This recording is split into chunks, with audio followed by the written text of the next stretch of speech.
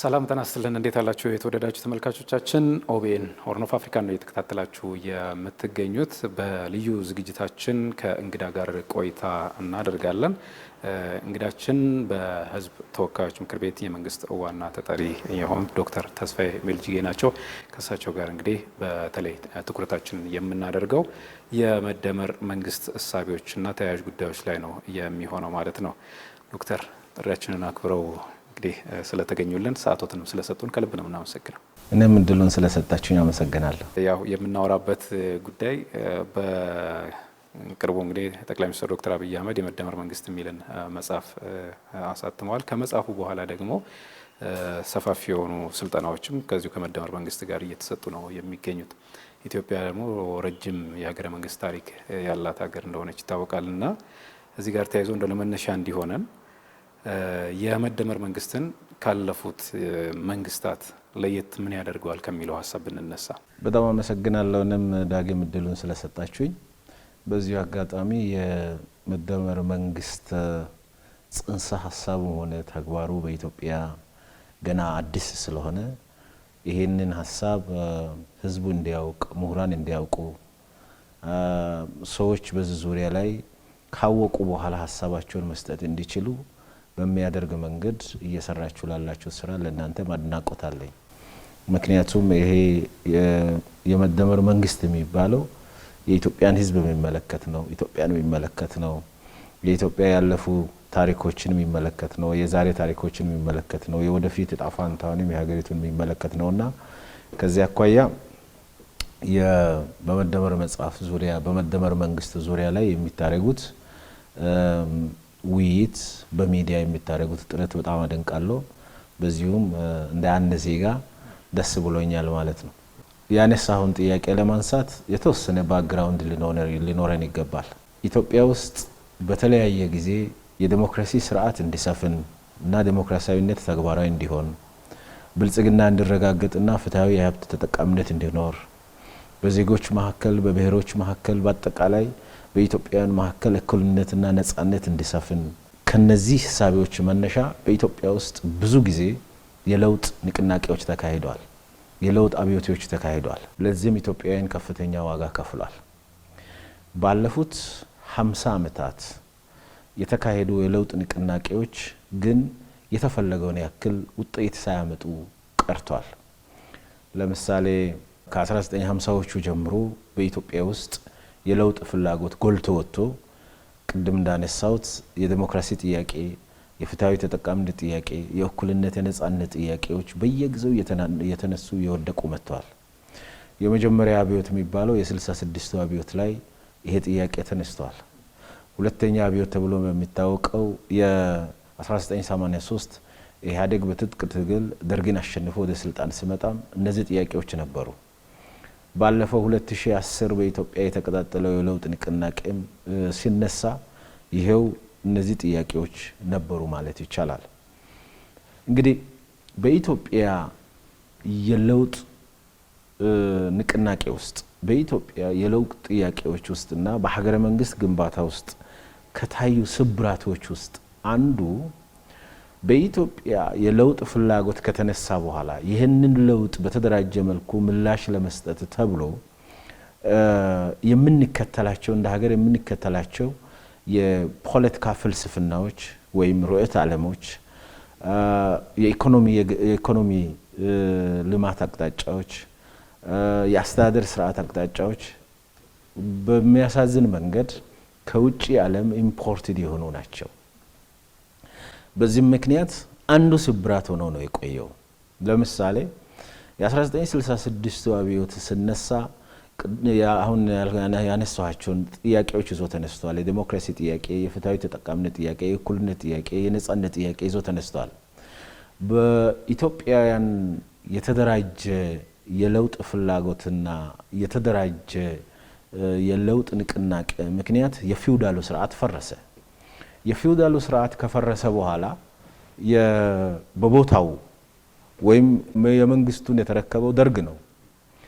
ደርግ ደግሞ እንደምናውቀው በታሪክም እንደምናውቀው ደርግ የተከተለው የፖለቲካ አቅጣጫ ፍጹም ከኢትዮጵያ ባህል፣ ከኢትዮጵያ ታሪክ፣ ከኢትዮጵያ ወግ፣ ከኢትዮጵያውያን ስነ ልቦና ጋር የሚሄድ አይደለም። ደርግ የተከተለው ርዕዮተ ዓለም ከውጪ የተቀዳ ነው። ቀጥታ ከውጪ የተቀዳና በኢትዮጵያ ላይ የተጫነ በኢትዮጵያውያን ላይ የተጫነ ነው። የደርግ የተከተለው የርዕዮተ ዓለም አቅጣጫ የሶሻሊዝም ርዕዮተ ዓለም አቅጣጫ ነው።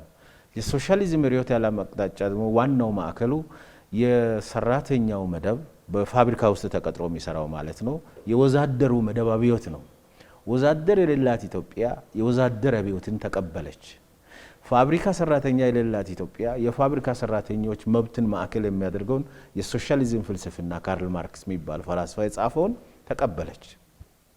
በዚህ ምክንያት ከኢትዮጵያ ባህል፣ ከኢትዮጵያ ታሪክ፣ ከኢትዮጵያ ነባራዊ ሁኔታ፣ ከኢትዮጵያ ኢኮኖሚያዊ ሁኔታ፣ ከኢትዮጵያ ፖለቲካዊ ሁኔታ፣ ከኢትዮጵያ ነባራዊና ህልናዊ ሁኔታ ጋር የማይሄድ ፖለቲካዊ እሳቤ ተጫንና በዚህ እሳቤ መሰረት ለውጥ ለማምጣት ተብሎ እንቅስቃሴ ተጀመረ። ይሄ ሌላ ችግር ነው ያስከተለው። በኋላ ኢህአዴግም ደርግን ጥሎ ወደ ኃላፊነት ወይም መንግስታዊ ስልጣኔትን ሲቀበል በመሰረቱ የኢህአዴግ እሳቤ ከግራ የተቀዳ ሲሆን እዚህ የኃላፊነት ላይ ሲወጣ የአብዮታዊ ዲሞክራሲ አቅጣጫና ፍልስፍና የሚል ይዞ ይሄን ርዕዮተ ዓለም ይዞ ወደ መንግስታዊ ስርዓት ተሸጋገረ። የሀሳብ ክላሪቲ ያልነበረው የሀሳብ ኮንፊውዥን ነበረው። የግራ ፖለቲካ ነው የቀኝ ፖለቲካ ነው የተምታታ ሆኖ ቆየ። ይሄም ሌላ ችግር ነው የተፈጠረው ማለት ነው። ስለዚህ አንዱ በኢትዮጵያ ሀገረ መንግስት ግንባታ ሂደት ውስጥ አንዱ ስብራት ከኢትዮጵያ ባህል፣ ታሪክ፣ እሴት፣ ወግ፣ የህዝቡ ስነ ልቦና ጋር የማይሄድ ለሌላው ዓለም የተቀረጸውን እሳቤ ቀጥታ አምጦ በኢትዮጵያ የተቀጣጠነው የለውጥ እሳቤ ለመምራት የተነሳንበት መንገድ ብዙ ኪሳራ አምጥተዋል ማለት ነው። በዚህ ምክንያት ፖለቲካችን ምን ሆነ? ፖለቲካችን አንደኛ የእርስ በርስ ጥላቻና የመጠፋፋት ፖለቲካ ሆነ። ፖለቲካችን የወዳጅና የጠላት ፖለቲካ ሆነ።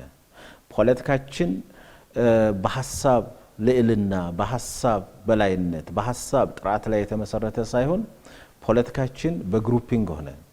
የተዛባ ትርክት መጣ። በየሰፈሩ መበጣጠስ መጣ። ፖለቲካችን በአጠቃላይ ኢትዮጵያ ዛሬ ለደረሰችበት ሁኔታ የሚያደርስ ነገር ላይ ሆነ ማለት ነው። ይሄ የፖለቲካ ችግር ምንን አስከተለ? ዘላቂ አስተማማኝ የሰላም ባህል እንዳይገነባ አደረገና ሀገሪቱን የግጭት እና ሀገሪቱን የትርምስ ማዕከል አስገባት። ስለዚህ ግጭት፣ ያለመረጋጋት፣ አዎንታዊ የሰላም ባህል አለመገንባት ሌላኛው ችግር ሆኖ መጣ። በዚህም ምክንያት ኢትዮጵያ በአንድ በኩል ሰፊ የተፈጥሮ ሀብት፣ ሰፊ ሊያለማ የሚችል የሰው ኃይል ያለባት ሀገር፣ በሌላ በኩል ደግሞ ደሃና ተመጽዋች እንድትሆን አረጋት።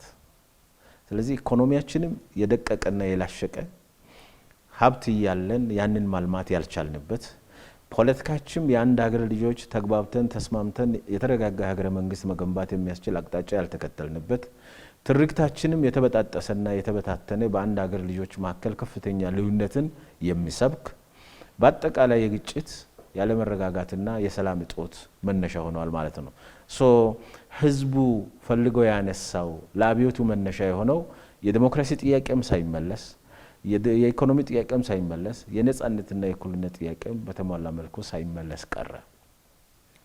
ይሄ የ2010 የለውጥ ንቅናቄ ይሁን እንዲሆንም ይሄው ጥያቄ እየተንከባለለ መጣ። በተለይ ደግሞ የዲሞክራሲ ጥያቄ።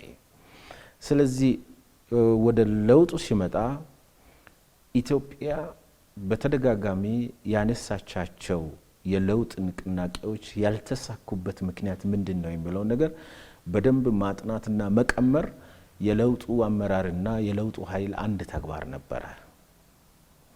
ከዚህም በመነሳት ባለፉት ዘመናት እስከ ለውጡ በነበሩ አመታትና ወቅቶች የኢትዮጵያ ውስጥ የተቀጣጠለው የለውጥ ንቅናቄዎች ያልተሳኩበት አንዱ ምክንያት ለኛ የማይሆን ከውጪ የባዕዳን አስተሳሰብና የሌሎች ሀገሮች የተቀረጸውን የፖለቲካ አይዲዮሎጂ እንዳለ ኢምፖርት ማድረግ እንደሆነ ስለታመነበት ይሄ ነገር መታከም እንዳለበት ተወሰደና መደመር የሚል አጠቃላይ የኢትዮጵያ ውስጥ የተቀጣጠለው የለውጥ ንቅናቄ የሚመራበት እሳቤ ተቀረጸ።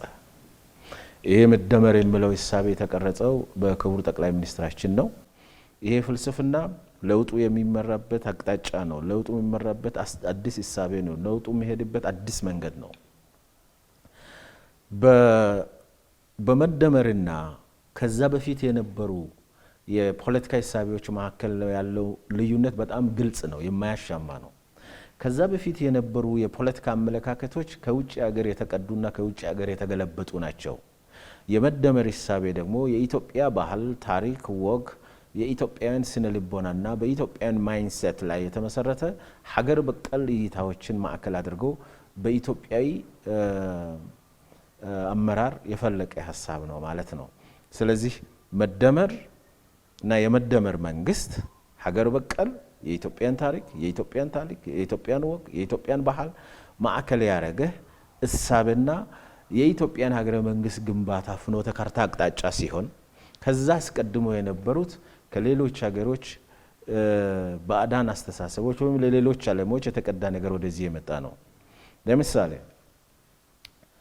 አውሮፓውያን ከ17ኛው ክፍለ ዘመን በኋላ በአውሮፓውያን የሀገረ መንግስት ታሪክ በጣም ወሳኝ ቦታ ያለው የፖለቲካ ስምምነት የዌስትፌሊያ ትሪቲ ነው የሚባለው። ከዌስትፌሊያ ትሪቲ በኋላ አውሮፓውያን ሀገረ መንግስታቸውን ለመገንባት የተጠቀሙት ፍልስፍና እና ዋና እሳቤ ሊበራሊዝም ይባላል።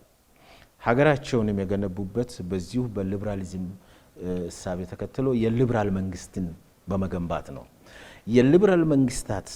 የሊበራል መንግስታት እሳቤ በዋናነት በምዕራባውያን ባህል፣ ታሪክ፣ ወግ፣ ማይንድሴት እና ልምምድ ላይ የተመሰረተ ነው የምዕራባውያን። ስለዚህ በምዕራባውያን ታሪክ፣ በምዕራባውያን ባህል፣ በምዕራባውያን ወግ፣ በምዕራባውያን ማይንድሴት ላይ የተመሰረተ ፍልስፍና ቀረጹና ይህንን ሊበራሊዝም የሚባለውን አይዲዮሎጂ ሊበራሊዝም የሚባለው ፍልስፍና ከሱ የተቀዳ አይዲዮሎጂ ወስደው ሀገረ መንግስታቸው የሚገነባበት አቅጣጫ አረጉና ባለፉት 200-300 ዓመታት አውሮፓን ቀየሩ። ክፋቱ ግን ለአውሮፓ የተቀረጸው እሳቤ፣ ለአውሮፓ ማህበረሰብ፣ ለአውሮፓ ታሪክ፣ ለአውሮፓ ስለንቦና፣ ለአውሮፓ ተፈጥሮ፣ ለአውሮፓ ነባራዊ ሁኔታ የተቀረጸው ፍልስፍና ኢትዮጵያ ላይ እንዳለ እንዲጫን ወይም አፍሪካ ላይ እንዳለ እንዲጫን ሲደረግ ነው የቆየው። ቀደም እንዳልኩት ሶሻሊዝም የሚባለው እሳቤ በዋናነት የተፈላሰፈው በእንግሊዝ ሲኖር የነበረው ካርል ማርክስ የሚባለው ፈላስፋ ለንደን ሆኖ ነው ይህንን ፍልስፍና የቀረጸው። በአውሮፓ እንደምታውቁት የኢንዱስትሪ አብዮት ቀድሞ የፈነዳው በእንግሊዝ ውስጥ ነው። እንግሊዝ ቀድማ ነው ወደ ኢንዱስትሪያላይዜሽን የገባችው። እንግሊዝ ቀድማ ወደ ኢንዱስትሪያላይዜሽን ገባችው ማለት ፋብሪካዎች ተስፋፉ። ስለዚህ የስራ ሽግሽግ ተደረገ ማለት ነው። ግብርና ላይ የተመሰረተው ሰው፣ እርሻ ላይ የተመሰረተው ሰው ስራውን ሽግሽግ አድርጎ ፋብሪካ ውስጥ መስራት ጀመረ። ብዙ ወዛደር ተፈጠረ። በፋብሪካ ባለቤቶችና በወዛደሮቹ መካከል መግባባት የለም። የፋብሪካ ባለቤቶቹ ወዛደሮቹን ይጨቁናሉ። ስለዚህ ወዛደሮች በአብዮት መብታቸውን ማስከበር አለባቸው፣ መንግስቱን መቀየር አለበት የሚል ፍልስፍና ነው የሶሻሊዝም የሚባለው ፍልስፍና። ይሄ ፍልስፍና ነው ወደ ኢትዮጵያ እንዳለ የተወሰደው ማለት ነው። ስለላነሳው ጥያቄ ቀጥተኛ ምላሽ ለመስጠት የመደመር መንግስት መደመር የሚባለውን አገር በቀል ወይም ኢትዮጵያዊ ፍልስፍና ማዕከል ያደረገ የኢትዮጵያ ሀገረ መንግስት ግንባታ አቅጣጫና ፍኖተ ካርታ ነው። ይሄ የኢትዮጵያ ሀገረ መንግስት ግንባታና ፍኖተ ካርታ ግንባታ አቅጣጫና ፍኖተ ካርታ ከለውጡ በፊት ከነበሩ ከሌሎች እሳቤዎች የሚለይበት ዋናው ምክንያት ይሄኛው እሳቤ የመደመር መንግስት ማዕከል የሚያደርጋቸው እሳቤዎች፣ ጽንሰ ሀሳቦች በዋናነት የኢትዮጵያ ታሪክ፣ ባህል፣ ወግ፣ ታሪክ እና የኢትዮጵያ ማይንድሴት ላይ ቤዝ ያደርጋሉ። ከሌሎች ሀገሮች ልምዶች እኛ ለምሳሌ ሌት ካምርስ ነን፣ ለዲሞክራሲም ለብልጽግናም ከኋላ ነን የመጣ ነው። ከሌሎች ዓለማት የምንወስዳቸው ልምዶች፣ የምንወስዳቸው እውቀቶች፣ የምንወስዳቸው ለእኛ ሀገር ሊጠቅሙን የሚችሉ ነገሮች ቢኖሩም እንኳን ከኢትዮጵያ ነባራዊ ሁኔታ ጋር አጣጥመን ይዘን መሄድ አለብን የሚል ፍልስፍናና እሳቤ ነው ማለት ነው። ይሄ ፋንዳሜንታል ሽፍት ነው። ይሄ መሰረታዊ ለውጥ ነው። አስቀድሞ ከ2010 በፊት በኢትዮጵያ ሲነሱ የነበሩ ለውጦች ከሚመራበት የተለየ አቅጣጫ ነው። አዲስ መንገድ ነው። አዲስ እሳቤ ነው ብሎ መውሰድ ይቻላል። ይሄንን ካለን እንግዲህ ያው ጠቅላይ ሚኒስትሩ ወደ ስልጣን ከመጡበት ማግስት ጀምሮ ብለን ልናነሳው የምንችለው ይሄ ያው ከመጀመሪያ የፓርላማ ስፒች ጀምሮ ልናነሳ በምንችለው የመደመር ጉዳይ በስፋት ሲነሳ ነበር። የመጀመሪያው መጽሐፋቸው መደመርም ይህንን የበለጠ በተለይ ፍልስፍናውን የሚያስረዳ ነውና የመደመር መንግስት እሳቤዎቹ እንዴት ይገለጻሉ ለሚለው እስቲ ምላሹ። የመደመር መንግስት እሳቤ አንዱ መገለጫው የእሳቤው መሰረት ሀገር በቀል መሆኑ ነው። ኢትዮጵያዊ ታሪክ፣ ባህል፣ ወግ፣ እሴት በኢትዮጵያውያን ስነ ልቦና እና ልምምድ ላይ የተመሰረተ መሆኑ ነው። አንዱ የመደመር እሳቤ መነሻው መቆሚያው ፊሎሶፊካል ፋውንዴሽኑ የፍልስፍናዊ መሰረቱ ይሄ ነው። ሀገር በቀል እውቀት፣ ሀገር በቀል ልምድ፣ ሀገር በቀል ባህል፣ ሀገር በቀል ታሪክ የኛ የኢትዮጵያውያን ስነ ልቦናና ማይንሴት ነው። ሁለተኛ የመደመር እሳቤ ደግሞ ሌላው የሚያተኩሩበት የላዕላይ መዋቅር ለውጥ ላይ ነው። የላዕላይ መዋቅር ለውጥ እዚህ መደመር መንግስት ላይ ተብሎ የተቀመጠው ነገር ምንድነው? ያው ኢትዮጵያ ሀገረ መንግስት ግንባታ ውስጥ ካጋጠሟቸው ችግሮች ውስጥ አንዱ ሀገረ መንግስቱ የሚገነባበትን አቅጣጫ ከውጭ ገልብጦ ማምጣት ነው ብያለሁ። ሌላኛው ኪ ፕሮብለም ደግሞ በዚህም ምክንያት በኢትዮጵያ ሀገረ መንግስት ግንባታ አቅጣጫ ውስጥ የታየው ስብራት የትውልድ ግንባታ አቅጣጫችን ነው። የትውልድ ግንባታ አቅጣጫችን ስብራት የሚጠገንበት መንገድ ነው የላዕላይ መዋቅር ለውጥ ማተኮር አለበት ብሎ መደመር የተነሳው። የላዕላይ መዋቅር ለውጥ ሲባል ምን ማለታችን ነው? ትውልዱ በሚፈለገው መንገድና በኢትዮጵያ ልክ መገንባት አለበት። ሀገራት በተለያየ መንገድ ይፈጠራሉ። የሀገራት በተለያየ መንገድ ይፈጠራሉ። ሀገራት የሚፈጠሩበትን መንገድ ስለ ሀገረ መንግስት ምስረታ የሚያወሩ ምሁራን ከ4 እስከ 5 ነጥቦችን ያነሳሉ። የዛሬ ውይይታችን ማዕከል እሱ ስላልሆነ ወደዛ አልገባም፣ ሰፋ ይላል። ሀገራት በተለያየ መንገድ ከተፈጠሩ በኋላ ግን ቀጣይነታቸው፣ ብልጽግናቸው፣ አንድነታቸው፣ ጥንካሬያቸው በዓለም ላይ ከሌሎች ሀገሮች ጋር ተወዳዳሪ የመሆን ብቃታቸው መሰረት የሚያደርገው ቀጣይነት ባለው የሀገረ መንግስት ግንባታ ነው። የሀገረ መንግስት ግንባታ 2 ኮምፖነንቶችን በውስጡ ይይዛል። በእንግሊዝኛው ኔሽን ቢልዲንግ እና ስቴት ቢልዲንግ ናቸው የሚባሉት። በአማርኛ ኔሽን ቢልዲንግ የምንለው ትውልድ ግንባታ እንላለን። ስቴት ቢልዲንግ የሚባለው ደግሞ የተቋማትና የመሰረተ ልማት ግንባታ እንላለን። አሁን የላዕላይ መዋቅር ለውጥ ላይ የመደመር መንግስት ያተኩራል ሲባል የትውልድ ግንባታ አቅጣጫው ላይ የነበረውን ስብራት በማከም ላይ ያተኩራል ማለት ነው። ለምሳሌ የትውልድ ግንባታ ወይም ኔሽን ቢልዲንግ የሚባለው ምንድን ነው? የአንድ ሀገር ልጆች ሀገራዊ ስነ ልቦና ሊኖራቸው ይገባል። የአንድ ሀገር ልጆች የጋራ ታሪካቸው ላይ፣ የጋራ ባህላቸው ላይ፣ የጋራ ሀገራዊ ማንነታቸው ላይ መግባባት አለባቸው። በዚህም ምክንያት ኢትዮጵያ ትልቅ ሀገር ናት አይደል? ሰሜን ጫፍ፣ ደቡብ ጫፍ፣ ምስራቅ ጫፍ፣ ምዕራብ ጫፍ ላይ ያለ ማንም ዜጋ እኔ ኢትዮጵያዊ ነኝ ብሎ ማሰብ እንዲችል የሚሰራው ስራ ነው ኔሽን ቢልዲንግ ወይም የትውልድ ግንባታ የሚባለው። ኢማጂንድ ኮሚኒቲ መፍጠር ማለት ነው። በአካል የማይተዋወቁ ሰዎች አንተ ማንነት ማን ነው ሲባል እኔ ኢትዮጵያዊ ነኝ ይላል። ስለዚህ ትውልዱ ምንድነው በዚህ ሀገር ላይ ቢሆን የተሳካ ነው የሚባለው ከሀገረ መንግስት ግንባታ አኳያ በብዝሃነትና በኢትዮጵያ አንድነት መካከል ሚዛናዊ እይታ ኖሮ ብዝሃነትን የሚቀበል የኢትዮጵያ አንድነትንም አብሮ ይዞ የሚሄድ ኢትዮጵያ የብዝሃ ባህል፣ የብዝሃ ታሪክ፣ የብዝሃ ወግ መኖሪያ መሆኗን ተቀብሎ ነገር ግን አንድ ሀገር ናትና ያለችን በብዝሃነት ደምቀን ጠንካራ ኢትዮጵያን መገንባት እንችላለን ብሎ የሚያምን ከዚህም የተነሳ ሀገራዊ የጋራ ታሪካችን ላይ፣ ሀገራዊ የጋራ እሴቶቻችን ላይ፣ ሀገራዊ የጋራ ስነ ልቦናዊ አንድነታችን ላይ ስምምነት ያለው ይሄ በትምህርት ስርዓቱ፣ ይሄ በሚዲያና ኮሙኒኬሽኑ፣ ይሄ በአርት፣ ይሄ በአጠቃላይ ይሄ ሶፍትዌር ግንባታ ላይ መዋቅር የሚባለው የማይታይ የማይጨበጥ ግን አንድ የሚያደርገን ማለት ነው። ቢኒያም ሲሳይ ለምሳሌ እኔ ኢትዮጵያዊ ነኝ ይላል፣ እኔም ኢትዮጵያዊ ነኝ ይላለሁ። እነዚህ ያሉ ካሜራማኖችም ኢትዮጵያዊ ነኝ ይላሉ። እኛ ግን አንድ ቀን አንድ ክላስ ወይ አንድ ምናምን አልተማርንም። ለምንድነው ኢትዮጵያዊ የምንለው? ኢትዮጵያዊ ማለት እንድንችል አነሰን በዛ የተሰሩ ስራዎች አይደል? እነዛ ስራዎች መጠናከር አለባቸው። ስለዚህ አንዱ የመደመር መንግስት እሳቤ ማዕከሉ የላይ መዋቅር ለውጥ ላይ ትኩረት የሚያደርግ ነው። ሌላኛው ደግሞ ከዲሞክራሲ አኳያ ኢትዮጵያዊ የመግባባት ዲሞክራሲ ማዕከል የሚያደርግ ነው የመደመር መንግስት። ይሄ ማለት ምን ማለት ነው? ጠንካራ ሀገር ለመገንባት የአስተሳሰብ ብዝሃነት መኖሩ ችግር የለም ብሎ ያምናል።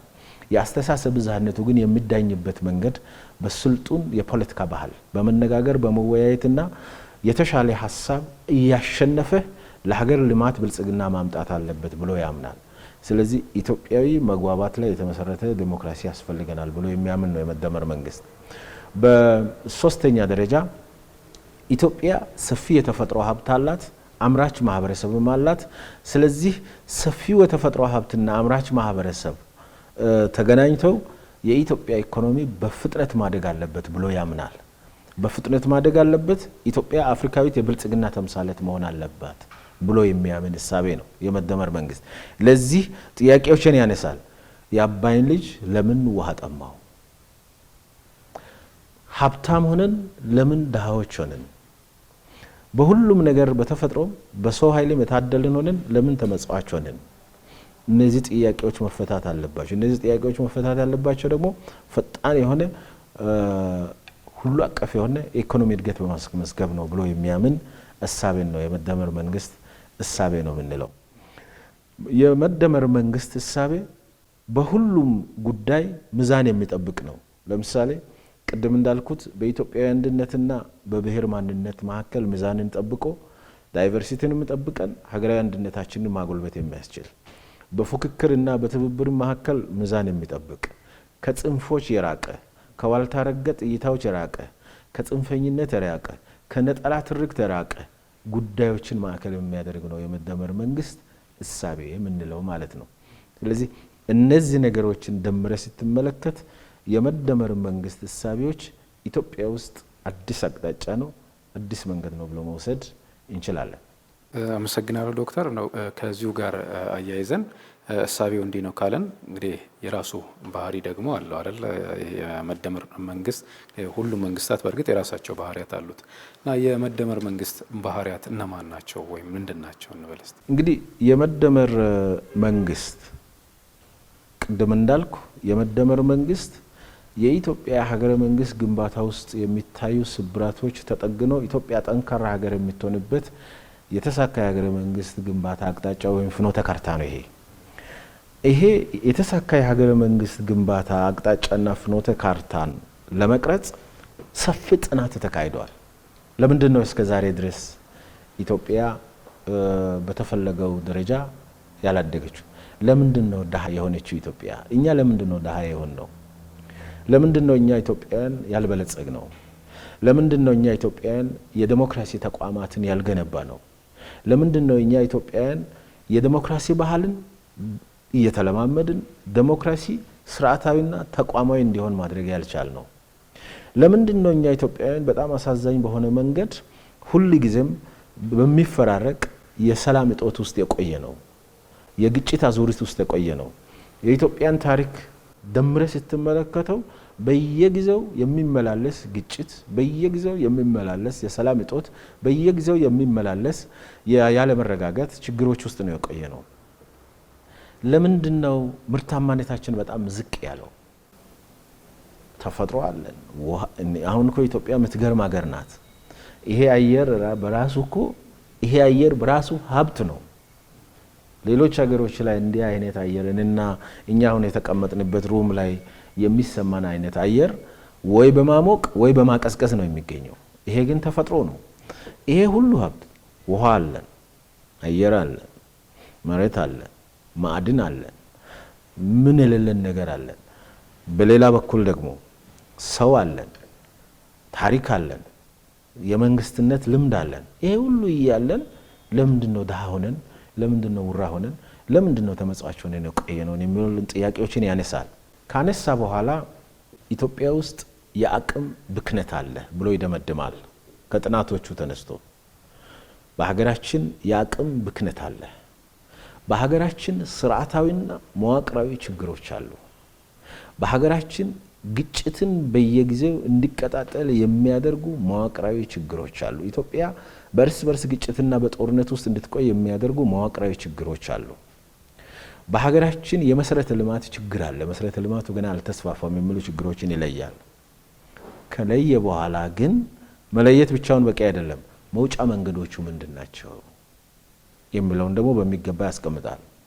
አሁን የጠየቀኝ ጥያቄ የመደመር መንግስት ባህሪያት ኢትዮጵያ ከገባችበት ችግር የምትወጣበትን መንገድ የሚያመላክት ነው ማለት ነው። ከዚህ አኳያ ዋና የመደመር መንግስት ባህሪያት ምንድነው ከተባለ አንደኛው ምዕናባዊ ከፍታ በምዕናባዊ ከፍታ ያምናል የመደመር መንግስት። እንግዲህ ሀገርን ለመገንባት ሀገርን ለመለወጥ ሀገርን ወደሚፈለገው ደረጃ ለማድረስ በከፍ ባለ ምዕናብ ነው የሚመራው። ኢማጂን መደረግ አለበት፣ ድሪም መደረግ አለበት፣ መታለም አለበት። ኢትዮጵያ አሁን ከምትገኝበት ለምሳሌ እኛ ዛሬ ላይ 3 መሰረታዊ ችግሮች አሉብን።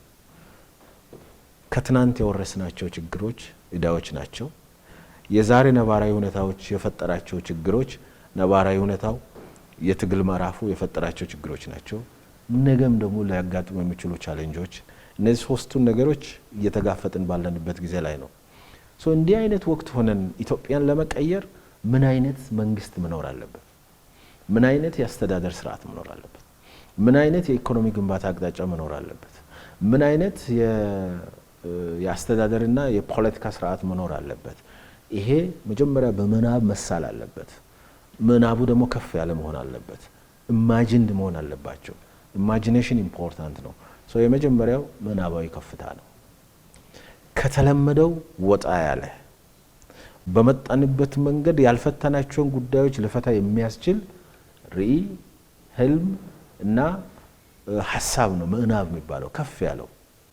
በተለመደው ቢታይ ምንድነው እንደዚህ አይነት እንዴት ይቃዣል ሰው ብሎ ሊያነሳ የሚችለው ነገር ነው ምናብ የምትለው። ለምሳሌ ለውጡ ሲጀመር አንድ የክቡር ጠቅላይ ሚኒስትራችን ሲያነሱት ነበር ነገር አለ። እኔ አዲስ አበባ ነበርኩኝ። ያኔ አዲስ አበባ አመራር ሆኜ ከኛ ጋር እንደዚህ ቁጭ ብለን ስለ አዲስ አበባ ለውጥ ስናወራ አዲስ አበባን እንደ ስሟ አዲስና አበባ እናደርጋለን። ይሄ ምዕናብ የዛሬ 7 ዓመት እንደዚህ ታስቦ ነበር። ይሄው አሁን ፒያሳን ሄደህ አዲስ አበባ እንደ ስሟ አዲስና አበባ መሆኗን፣ ካዛንቺስ ሄደህ አዲስ አበባ እንደ ስሟ አዲስና አበባ መሆኗን፣ ቦሌ ሄደህ አዲስ አበባ እንደ ስሟ አዲስና አበባ መሆኗን ማየት ይችላል። ያ የዛሬ 7 ዓመት በምዕናብ ደረጃ ላይ ነው የነበረው። ስለዚህ አንደኛው ምዕናባዊ ከፍታ ነው የመደመር መንግስት ባህሪ። ሁለተኛው የማድረግ አቅም ነው የመደመር መንግስት ባህሪ። በእንግሊዝኛው the power of execution ይላል። ቆንጆ ማለም፣ ቆንጆ ማሰብ፣ ጥሩ እቅድ ማኖር ጥሩ ነው። ብቻቸውን ግን ውጤት አይሆኑም። እነዛን ወደ ተግባር የመቀየር አቅም ሌላኛው የመደመር መንግስት ባህሪ ነው። the power of execution የማድረግ የመፈጸም በውጤት የማሳየት አቅም። ቅድም እንዳልኩ እኛ ስራ ስንጀምር እኔና ኢንጂነር ታከለ የአዲስ አበባ ከተማ ከንቲባ፣ እኔ ደግሞ የፓርቲው ጽህፈት ቤት ኃላፊ ሆነን ነበር ስራ የጀመርነው። ያኔ የነበረው ከክቡር ጠቅላይ ሚኒስትራችን ጋር ስንነጋገር አዲስ አበባን እንደ ስሟ አዲስና አበባ እናደርጋለን። ይሄ ከተባለ በኋላ የአድዋ ሙዚየም ተሰራ። ይሄ ከተባለ በኋላ መስቀል አደባባይ ታደሰ። ይሄ ከተባለ በኋላ እንጦጦ ተሰራ፣ አንድነት ፓርክ ተሰራ፣ ወዳጅነት ፓርክ ተሰራ። ያኔ እዛም እዚህ የሚሰራው ስራ ለሰው ብዙ አልገለጥ ሲባል ትዝል እንደሆነ ክቡር ጠቅላይ ሚኒስትራችን በመኪና ያስጎበኝ ነበር ከተማውን። እነዚህ ዶቶች ሲገናኙ አዲስ አበባ እንደ ስሟ አዲስና አበባ ትሆናለች ይል ነበር። እሳቸው እንደ ያን ምዕናብን በዛ ልክ ነበር የተረዱት። አሁን ዛሬ ግን ማንም ሳያስጎበኘን አንድ ሰው አሁን ፓርላማ ነው እናንተ ያላችሁት፣ ከዚህ ተነስታችሁ እስከ ኤርፖርት ብትነዱ እስከ ጃሞ ብትነዱ አሁን አዲስ አበባ እንደ ስሟ አዲስና አበባ መሆኗን ማየት ይችላላችሁ ማለት ነው። የምናባዊ ከፍታ አንድ ምሳሌ ነው። ምናባዊ ከፍታ ዘን የማስፈጸም አቅም ወይም ይሄንን የማድረግ አቅም ነው። ሶስተኛው ተለማጭነትና ተላማጅነት ነው። ይሄ በእንግሊዝኛው ፍሌክሲቢሊቲ ኤንድ አዳፕታቢሊቲ የሚባለው ነው። ዓለም በጣም በከፍተኛ በሚቀየር ነባራዊ ሁኔታ ውስጥ ነው የሚኖረው። ትውልዱ በጣም ይቀየራል። አሁን በኢንፎርሜሽን ኮሚኒኬሽን ቴክኖሎጂ መስፋፋት ምክንያት እንዴት ትውልዱ ሀገሩ እንደሚቀየር እያየን ነው አይደል? ይሄን ሁኔታ በየጊዜው ማንበብ፣ በየጊዜው ከሁኔታው ጋር ራስን ማጣጣም ራስን ኢትዮጵያ አንዱ ለቴክኖሎጂ ባዕድ ሆና የቆየችው ለምሳሌ ስልክ ሲመጣ ሰይጣን ተብሎ ይታይ ነበረ። ፊልም ቤቶች እንኳን የሰይጣን ቤት ነው አይደል የሚባለው ነው። ያኔ ፍሌክሲቢሊቲ ኤንድ አዳፕታቢሊቲ ያለ መኖር ነው። ከወቅቱ ጋር ራሳቸውን የነበሩ መንግስታትና ትውልዶች ማጣጣም ያለ መቻል ነው። የመደመር መንግስት ይህንን ስህተት መድገም ስለሌለብን ተለማጭነትና ተላማጅነት ፍሌክሲቢሊቲ ኤንድ አዳፕታቢሊቲ ያስፈልገናል። ከዓለም ሁኔታ ጋር ከሀገራችን ነባራዊ ሁኔታ ጋር ይሄ ፍልስፍናዊ መሰረቱ ፕራግማቲዝም የሚባለው ነው። ገቢር ነበብነት የሚባለው ነው። አራተኛው ቅንጅት ነው። የህዝብን አቅም፣ የመንግስትን አቅም፣ የወጣቱን አቅም፣ የሚዲያውን አቅም፣ የፖለቲከኛውን አቅም፣ የአካዳሚያውን አቅም፣ የሪሰርች ማዕከሉ አቅም በመቀናጀት በመተባበር ሁሉ ነገር ለልማት ሁሉ ነገር ለሀገር ግንባታ እንዲውል በማድረግ ነው ሀገር የሚቀየረው። አራተኛው ቅንጅት ነው። ሌላኛው የመደመር መንግስት ባህሪ ነው የሚባለው አደጋን የሚቋቋም ኢኮኖሚ፣ ችግርን መቋቋም የሚችል ሀገር ትውልድ፣ ሬዚሊየንት ኢኮኖሚ፣ ሬዚሊየንት ሀገር እየገነባን መሄድ ነው ሌላኛው። ከዛ ውጪ ደግሞ ገበያ መፍጠር ነው። ራሱ ገበያ መፍጠር፣ ገበያውን መፍጠር፣ ገበያውን መቀስቀስ። አሁን እንደኛ ያሉ ሀገር ላይ ሌሎች ሀገሮች ላይ የፕራይቬት ሴክተሩ በጣም ጠንካራ ነው። በሁሉም ቦታ የመግባት ልምድም አለው፣ አቅምም አለው፣ ክህሎትም አለው። እኛ ጋስ ፕራይቬት ሴክተሩ ገና እንድነሳ እየሰራን ነው። ፕራይቬት ሴክተሩ መግባት የማይችልባቸው ቦታዎች ላይ ገብቶ ሰርቶ ገበያ ፈጥሮ ውድድር ፈጥሮ ፕራይቬት ሴክተሩን አበረታቶ ወደዚያ ስራ ማስገባት፣ ገበያ መፍጠር ሌላኛው ባህሪ ነው። ምናልባትም ከሊበራል መንግስታትም ሆነ ከልማታዊ መንግስታት ከሚለይባቸው ጉዳዮች ውስጥ አንዱ ይሄኛው ነው ማለት ነው። ከዛ ውጭ ደግሞ ክፍተትን መሙላት ነው። የሚፈጠሩ ክፍተቶች ለህዝብ ለሀገር የሚያስፈልጉ ግን የፕራይቬት ሴክተሩ ማይሞላቸውን ጉዳዮች ገብቶ መፍታት ነው። ከዛ ውጭ የመደመር መንግስት አንዱ በድፍረት ለሀገር አንድነት፣ ለሀገር ብልጽግና፣ ለሀገር ሰላም እና ለሀገር ሉዓላዊነት ደፋር ውሳኔዎችን እየወሰኑ ኃላፊነት እየወሰዱ መሄድ ነው። እነዚህ ዋና ዋና የመደመር መንግስታት ባህሪያት ናቸው። ይሄ ቅድም ካልኩት የሊበራሊዝም እሳቤ ማዕቀፍ የሊበራሊዝም እሳቤና ፍልስፍና ማዕቀፍ አድርጎ የምዕራቡን ዓለም የቀየረው ከሊበራል መንግስታትም ሆነ በኋላ ልማታዊ መንግስታት ሞዴል ተብሎ ኢስት ኤዥያን ሀገሮችን በዋናነት ከቀየረው የልማታዊ መንግስት ሞዴልም ሆነ ይለይና በራሱ ኮንቴክስት የመደመር መንግስት ባህሪያት ተብሎ ይታወቃሉ ማለት ነው። የመደመር መንግስት አንዱ የሚያነሳው መዳረሻው ሁለንተናዊ ብልጽግና ነው የሚል ነው። ያው መነሻው እንግዲህ ትላንትናችንን ስተታርመን በዛ ላይ ያሉንን ወረቶች ይዘን በዛ ላይ እየደመርን ሄደን መዳረሻችን ሁለንተናዊ ብልጽግና ነው የሚል ነው። እዛ ጋር ለመድረስ ደግሞ መፍጠር፣ መፍጠን፣ ማባዛት፣ ማጥራት የሚሉ ደግሞ እነዚህ የመሻገሪያ መንገዶች ናቸው የሚልን ሀሳብ ያነሳል። እንግዲህ እነዚህ ኮንሰፕቶች ራሳቸው ትንታኔ ይፈልጋሉና ከዚህ አንጻር ምንድን ነው የሚፈጠረው?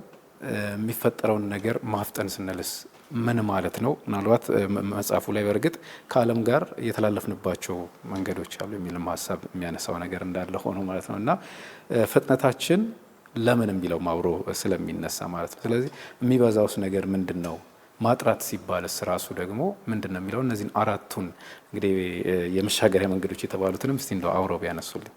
የእኛ ትውልድ የኔ ያንተ ትውልድ እዚህ ቤት ያለን ትውልዶች ኢትዮጵያውያን ሶስት መሰረታዊ ችግሮች ውስጥ ነው ሁሉንም ስራ ኦፕሬት የምናደርገው፣ ወይም ሶስት ተግዳሮቶች ውስጥ ሆነን ነው። እድሎቹ እንደተጠበቀው ነው። አንደኛው ተግዳሮት ከትናንት የተላለፉ እዳዎች ናቸው። ሌላኛው ተግዳሮት ወቅቱ አሁን የፈጠረው አሁናዊ የዓለም ሁኔታ የትውልድ ጥያቄ የኛ የማስፈጸም አቅማችን ካፓሲቲያችን ልምዳችን ጋር ተያይዞ የኛ የማምረት አቅማችን ካፓሲቲያችን ልምዳችን ምርታማነት ጋር ተያይዞ ደግሞ አሁን ወቅቱ የራሱ ደግሞ ተግዳሮት ይዞ መጥቷል። ነገ ደግሞ ሌላ ተግዳሮት እንደሚኖር ምንም ጥርጥር የለውም። የጂኦ ፖለቲካውን ጨምሮ ሁሉ ነገር ተግዳሮት ነው እዚህ ምድር። ስለዚህ እነዚህን ተግዳሮቶች ለማለፍ ብቻ አይደለም እዳውን ወደ ምንዳም ለመቀየር የመጀመሪያ መፍጠር ነው የሚያስፈልገው። ሁለተኛ መፍጠር በቂ አይደለም፣ መፍጠን ነው የሚያስፈልገው። ሶስተኛ መዝለል ነው የሚያስፈልገው፣ ማጥራት ማባዛት ነው የሚያስፈልገው ይላል የመደመር መንግስት። ምን ማለት ነው ይሄ ማለት? ለምሳሌ አሁን እኛ ያለንበትን ዘመን ምዕራባውያን የዛሬ 200 ዓመት አካባቢ የነበሩበት ነው። ሊትራሊ እንደ ባለም አጋነን በጣም ዝርዝር ጥናት የሚጠይቅ ቢሆንም እንደዚህ ማስቀመጥ እንችላለን። ለምሳሌ ኢንዱስትሪ አብዮት የመጀመሪያው ኢንዱስትሪ አብዮት ፈነዳ የሚባለው 1760 አካባቢ ነው። ያኔ ኢንዱስትሪ አብዮት ከመፈንዳቱ በፊት ግብርና በመውፈር በበሬ በቀንበር ላይ የተመሰረተ ነው። ከዛ በኋላ ወደ ማሽን ነው የተቀየረው። የኛ ግብርና ገና ከዛ አልተላቀቀም አይደል? ገና ባለፉት የለውጥ ዓመታት ውስጥ ነው ሜካናይዝ ለማድረግ ግብርናችን መስኖ መር እንዲሆን፣ ግብርናችን ኮመርሻላይዝድ እንዲሆን፣ የእርሻ ውስጥ የትራንስፎርሜሽን እንዲኖር ገና እየተሰራ ነው ያለው። አሁን ባለፉት 200 ዓመታት ከምናምን እኛን ያመለጡ ሰዎችን እነሱ በሄዱበት ፍጥነት ከሄድን አንደርስባቸውም። ፍጥነቱን መጨመር አለብን። በነገራችን ላይ በየትኛውም ዓለም የትኛውም አይነት እድገት በየትኛውም ጊዜ ላይ መነሻው መፍጠር ነው። ኢኖቬሽን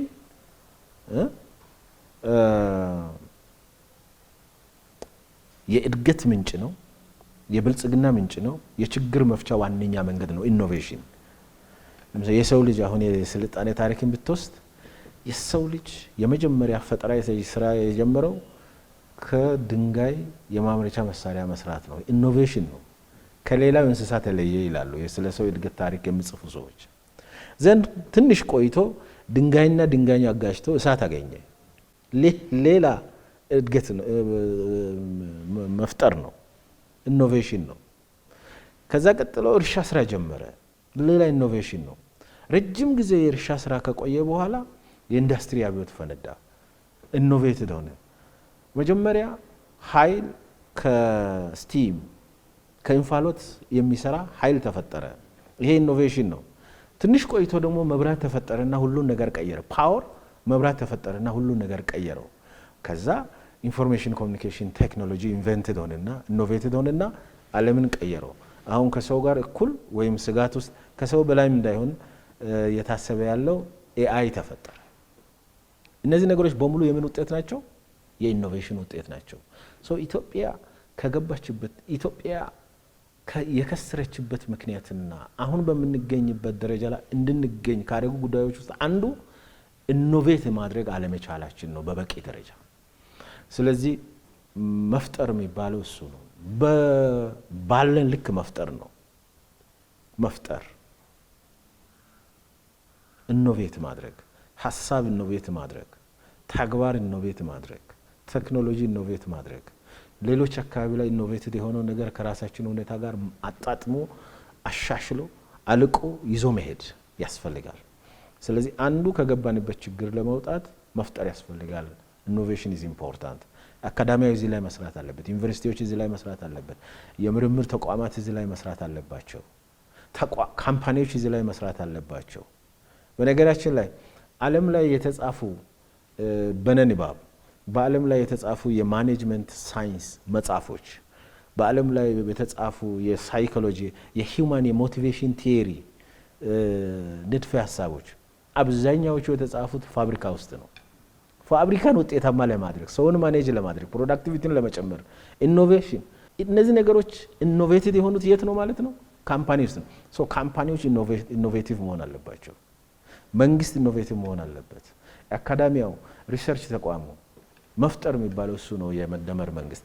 እና መፍጠር ከቻለ ግለሰብ መፍጠር ከቻለ ሀብታም ይሆናል፣ ይበለጽጋል፣ ኑሮውን ያሻሽላል። ካምፓኒም መፍጠር ከቻለ ልክ እንደ ሳምሰንግ የሚባለው ካምፓኒ እኮ የዛሬ 60 50 ምናምን ዓመት ኮሪያ ውስጥ አሁን እኛ ሀገር ጥቃቅና አነስተኛ ማህበራት የሚባለው አይነት የኢንተርፕራይዞች የፈጠሩት ነው። የአይፎንን ካምፓኒ ብትወስድ አንድ ሰው ነው ካምፓኒውን የፈጠረው አይደል? እና በኢኖቬሽን የተደገፈ ስለሆነ አይፎን እኮ አሁን በተለያየ ጊዜ እኛ ጋር ይመጣል። ለምሳሌ አይፎን 13 መጣ፣ 14 15 16 ዓለምን ተቆጣጠረ እንጂ አሁን በ14 በ16 በናውን መካከል እኮ ብዙ የተለየ ነገር የለውም። ግን ኢኖቬቲቭ እንዴት ሰውን መያዝ እንደሚችል እንዴት ከስተመር መያዝ እንደሚችል ኢኖቬቲቭ ሆኑ። ለዚህ ነው በኖኪያና በአይፎን መካከል ያለ ልዩነት ብዙ ጊዜ የምነሳው በእኛ ስልጠናዎች ላይ። ስለዚህ መፍጠር ማለት እሱ ነው። ግን ፈጠራ ብቻውን በቂ አይደለም፣ መፍጠን አለብን። ልክ እንደ ከዚህ አኳያ የሩቅ ምስራቅ አገሮች ለኛ ጥሩ ምሳሌ ሊሆኑ ይችላሉ። ለምሳሌ ቻይና የለውጥ እንቅስቃሴውን የጀመረችው የዛሬ 47 ዓመት ነው። ኤግዛክትሊ ቻይና የለውጥ እንቅስቃሴውን ስትጀምር የተወለደ ሰው እድሜው 47 ነው። በ47 ዓመት ግን ቻይና የዓለም ሱፐር ፓወር ሆነች። በምን እንደ ምዕራባውያን 200 ዓመት ተጉዛ አይደለም፣ በ47 ዓመት። በምን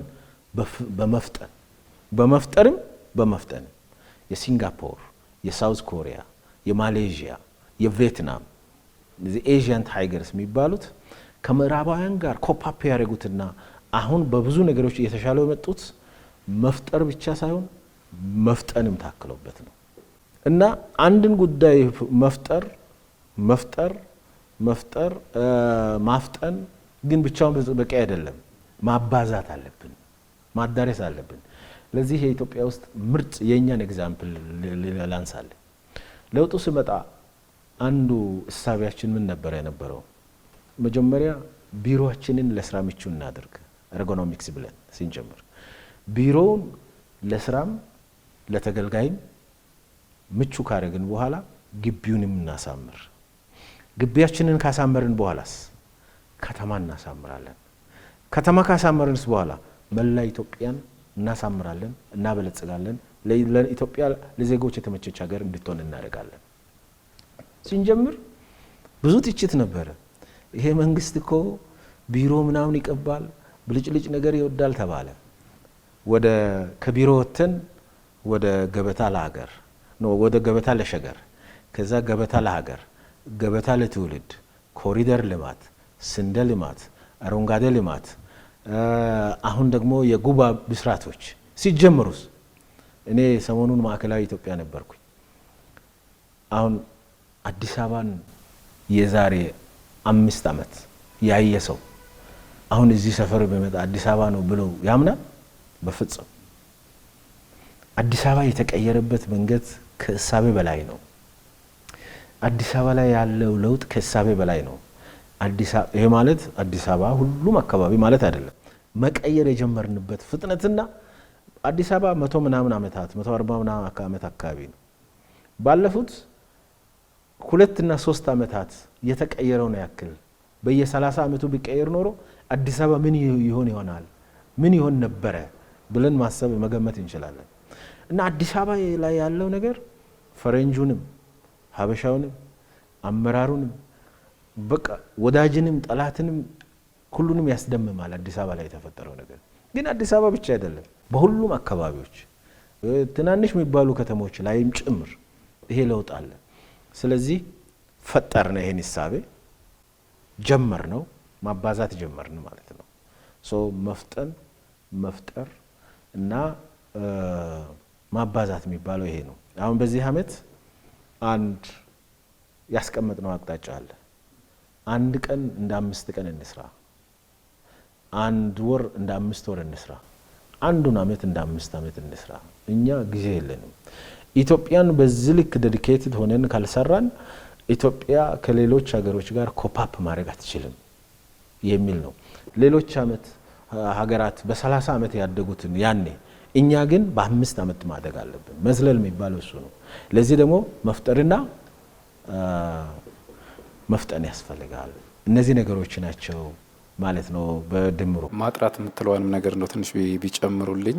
አሁን ያው የሚፈጠረው ነገር አለ ፍጥነቱ ተታክሎበት ማብዛት፣ ከዛ በኋላስ የሚለው አንዱ ኮንሰፕትም ማጥራት የምትለዋም ነገር አለች አይደል? እንግዲህ እኛ ፍልስፍናችን ሀገር በቀል እውቀት፣ ልምድ፣ የሀገር በቀል ስነ ልቦና እይታ ነው አይደል? የመደመር መንግስት የሀገረ መንግስት ግንባታ ፍኖተ ካርታው ማዕከል የሚያደርገው በዚህ እሳቤ ላይ ነው እና አንድን ስራ ወደ ተግባር ይዘን እንገባለን፣ እንሰራዋለን፣ እናሳካዋለን፣ እናጠራዋለን። የበለጠ ውጤታማ በሚሆን መንገድ ደግሞ ተግባራዊ እናደርገዋለን። ሪፋይንድ መሆን ያለበትን ነገር ሪፋይ እናደርጋለን። የሚባዛው ነገር እናባዛለን። የሚስተካከለው ነገር እናስተካክላለን። ስለዚህ አሁን ለምሳሌ አንዱ በመደመር ፍልስፍና ላይ የተቀመጠው ቅድም አንድ ባህሪያት ውስጥ አንድ ያልጠቀስኩልህ ኮር የመደመር መንግስት እሳቤ ጊዜን የሚመለከትበት መንገድ ነው። ትናንትን ዛሬንና ነገን አጣጥመው ነው የሚመለከተው። ከትናንት ትምህርት እንወስዳለን። ዛሬ የራሳችን ታሪክ እንሰራለን። ለነገ ጥሩ መሰረት ጥለን እናልፋለን። ሰዎች በታሪክ አይኖሩም። መፍጠር የማይችሉ ሰዎች፣ የራሳቸውን ታሪክ መስራት የማይችሉ ሰዎች በትናንት ታሪክ ይጨቃጨቃሉ። የራሳቸውን ታሪክ መስራት የሚችሉ ሰዎች ከትናንት ታሪክ ትምህርት ይወስዳሉ። ስለዚህ ስኬቶችን እናባዛለን፣ ስህተቶችን አጥርተን እናስተካክላለን፣ ደምረን በፍጥነት እናድጋለን፣ በዝላይ ችግሮቻችንን እናልፋለን ብለን ማጭሩ ማስቀመጥ ይቻላል። እኔ ሀሳቤን እዚህ ጋር ጨርሻለሁ። ምናልባት የቀረ ሀሳብ አለ የሚሉት ነገር ካለ ማንሳት ይቻላል። እኔ እንደ አንድ ኢትዮጵያዊ ብልጽግና ምናምን አመራር ሆኜ ሳይሆን እንደ አንድ ኢትዮጵያዊ ፊሊንግን ብቻ ልግለጽና ጨርሳለሁ። ይሄ የመደመር መንግስት ሀሳብ፣ የመደመር መንግስት አጠቃላይ ይሄ ፍኖተ ካርታ ተግባራዊ የምናደርግ ከሆነ ያለ ጥርጥር ኢትዮጵያን ይቀይራል። ያለ ጥርጥር ኢትዮጵያን ይቀይራል። ለምሳሌ አሁን አጠር አድርገን ነው ያየነው። አሁን በጣም ትንሿን ነገር ነው ያየነው። የመደመር መንግስት አንዱ ቅድም ባህሪያት ውስጥ መዋቅራዊ ሽግግርን መምራት ነው። ግብርናውን ትራንስፎርም ለማድረግ እየሰራን ነው። የኢንዱስትሪ አብዮት እዚህ ሀገር እንዲሆን እየሰራን ነው። በቱሪዝም ዘርፍ ስራ እየተሰራ ነው። በማዕድን ዘርፍ ስራ እየተሰራ ነው። በቴክኖሎጂ ዘርፍ ስራ እየተሰራ ነው። ከሁሉም በላይ ኢትዮጵያ በግጭት አዙሪት ውስጥ እንድትቆይ ያደረገው ፖለቲካው እንዴት መቀየር እንዳለበት ሀሳብ ተቀምሯል። እዚህ የመደመር መንግስት ላይ የተቀረጸው ፍኖተ ካርታ በአግባቡ ኢትዮጵያውያን ተግባራዊ የምናደርግ ከሆነ ኢትዮጵያን ይቀይራታል። ስለዚህ የመደመር መንግስት እሳቤ ላይ የተቀመጡ ነገሮች ከፓርቲ በላይ ናቸው። ኢትዮጵያውያን እንዲያውቁ የሚፈልገው ማለት ከአንድ ፓርቲ በላይ ናቸው። ከአንድ ትውልድ በላይ ናቸው። ከአንድ አመራር በላይ ናቸው። ከጠባብ ቡድን በላይ ናቸው።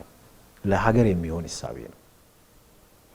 ይህንን እሳቤ ልክ የልማታዊ መንግስታት ሞዴልን ተከትለው ሩቅ ምስራቅ አገሮች ከ1960ዎቹ በኋላ ወይም ከሁለተኛው የዓለም ጦርነት በኋላ እነ ኮሪያ፣ እነ ቻይዋን፣ ጃፓንም ቢሆን በሁለተኛው ዓለም ወቅት ከወደመች በኋላ እነ ቪየትናም፣ እነ ሲንጋፖር የሄዱበት እንደሄዱት ሁሉ የልማታዊ መንግስት ሞዴል ተከትለው ሄደው ራሳቸውን እንደቀየሩት ሁሉ ኢትዮጵያም የመደመር መንግስት ሞዴል ላይ የተቀመጡ ሂሳቦችን ተግባራዊ ካደረገች በሚቀጥሉት ጥቂት አመታት ውስጥ ለአፍሪካም ለዓለምም ሞዴል መሆን እድል አላት።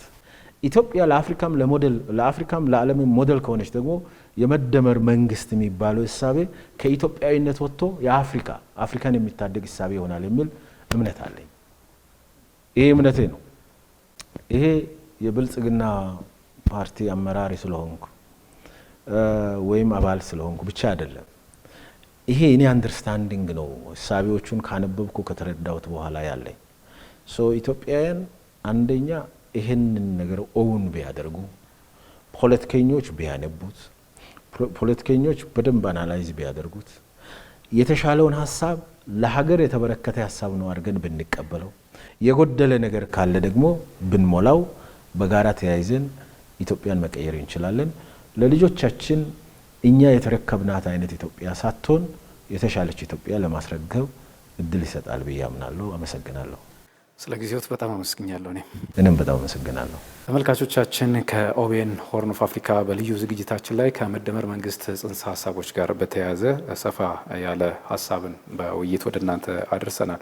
እንግዳዬ ሆነው አብረውኝ ቆይታ ያደረጉት በሕዝብ ተወካዮች ምክር ቤት የመንግስት ዋና ተጠሪ ዶክተር ተስፋዬ በልጅጌ ናቸው። ከእሳቸው ጋር ደስ የሚል ቆይታ አድርገናል። በቀጣይ ደግሞ ከሌላ እንግዳ ጋር የምንገናኝ ነው የሚሆነው። እስከዚያው ቆይታችሁ ከኛ ጋር ይሁን።